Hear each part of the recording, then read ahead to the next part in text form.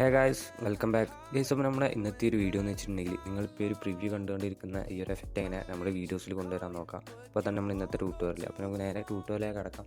ട്യൂട്ടോറിയലേക്ക് കടക്കുന്നതിനായിട്ട് നമ്മുടെ ഒരു പേജ് ഇതുവരെ ഫോളോ ചെയ്തിട്ടില്ല ഒന്ന് ഫോളോ ചെയ്യുക. വീഡിയോ ഇഷ്ടപ്പെടുകയാണെന്നുണ്ടെങ്കിൽ ഒന്ന് ലൈക്കും കൂടി ചെയ്യുക. അപ്പോൾ നമുക്ക് നേരെ വീഡിയോയിലേക്ക് പോകാം ഗൈസ്. അപ്പോൾ അതിനായിട്ട് ആദ്യം തന്നെ നമ്മൾ ക്യാപ്കട്ട് ഓപ്പൺ ആക്കിയതിന് ശേഷം ആവശ്യമുള്ള ക്ലിപ്സൊക്കെ ഇമ്പോർട്ട് ചെയ്ത് വെച്ചിട്ടുണ്ട്.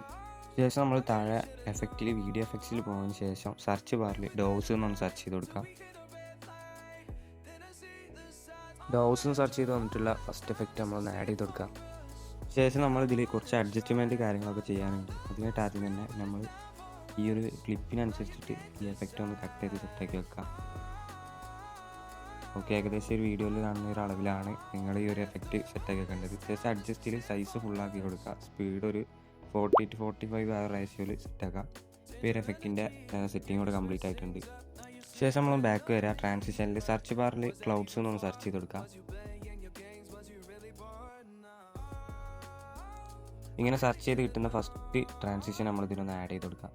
അപ്പോൾ ഈ ഒരു എഫക്റ്റ് ഒന്ന് സ്മൂത്തായിട്ട് വന്നിട്ടുണ്ടാവും ഗൈസ്. അപ്പോൾ ഫൈനലി നമ്മുടെ വീഡിയോ ഇവിടെ സെറ്റ് ആയിട്ടുണ്ട്. അപ്പോൾ നിങ്ങളിതൊന്ന് ട്രൈ ചെയ്ത് നോക്കുക. അപ്പോൾ ഇതേപോലെയുള്ള മലയാളം എഡിറ്റിംഗ് ട്യൂട്ടോറിയൽസിനായിട്ട് നമ്മൾ ഈ പേജ് ഒന്ന് ഫോളോ ചെയ്യുക. വീഡിയോ ഇഷ്ടപ്പെടുകയാണെന്നുണ്ടെങ്കിൽ ഒന്ന് ലൈക്ക് കൂടി ചെയ്യുക.